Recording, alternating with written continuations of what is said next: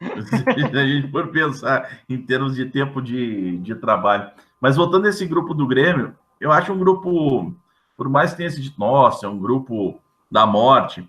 O Rosário Central, para mim, não mostrou, assim, não deu medo É, nenhum é um grupo de no jogo mais do Grêmio. tradição do que futebol. É bem por aí. Acho que o Libertar, Posso os usar uma quatro do frase que Libertar também não vai, não me assusta. eu Diga, vi Edu. uma frase desses torcedores no Facebook que está falando que o grupo do Grêmio é estilo sul-americano. Não, não, não. Assim, não, vi nesses comentários de torcedores. Eu não Uhum. concordo muito, mas assim, Não, acho não que. compara com outros grupos, né? Com outros grupos, desculpa. Não, mas eu acho que por tradição os times são grandes. Sim, Eu sim, só não, mas acho que falando os pelo times não são bons. momento. Ah. Ah, Mas, por exemplo, assim, você vai mas é pegar o isso. Rosário Central, mesmo que tenha um momento péssimo, ele vai sempre incomodar um jogo de Por Libertadores da exemplo, o Manhã. grupo do Inter que nós estávamos falando, tu tira o River, é sul-americano, meu amigo. Alianza Lima e Palestino menor, é menor do que Libertad e Universidade Católica.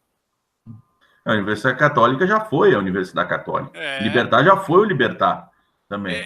Na verdade, assim, se a gente for olhar friamente a coisa, tirando os times brasileiros, nós só devíamos ter medo de River e Boca. O resto é um bando de galinha morta. Só que nós somos muito ruins. Mas é verdade. O jogo de ontem era pro Grêmio ter metido uns 4-1 no Rosário. A minha análise ia começar exatamente por isso. O Grêmio toma um gol meio atabalhoado do Jeromel. Eu também nem sei se foi falha do Jeromel, porque ali tinha uma inversão de posicionamento.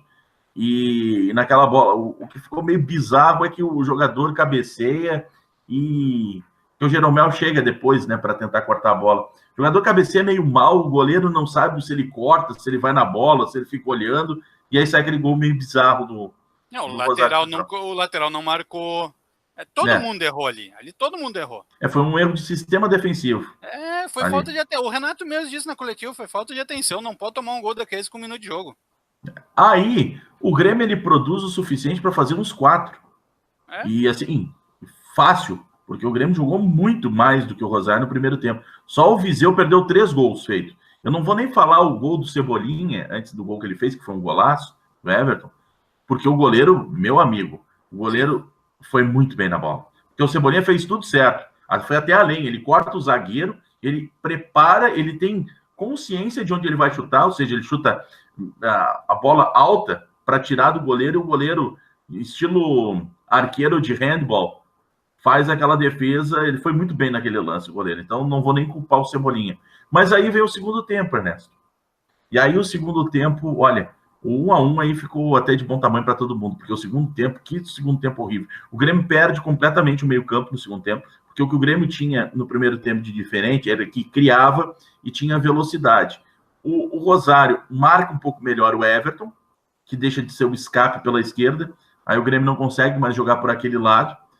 O Grêmio tem dificuldade de jogar pelo lado direito, porque também acaba fechando o Marinho, mas não por marcação, muito mais por falta. E aí o Grêmio tem uma coisa que o Renato custou para observar, na minha opinião, e também acabou não funcionando, porque o segundo tempo o Grêmio não joga bem. O Rosário Central dá o meio campo para o Grêmio jogar. Ou seja, o meio campo. Aí o Michael não estava numa noite boa. O Romulo é um jogador que está se adaptando. Ou seja, se está com o Michel, o Michael já sai mais. Eu acho que o Michael daí tem mais criatividade.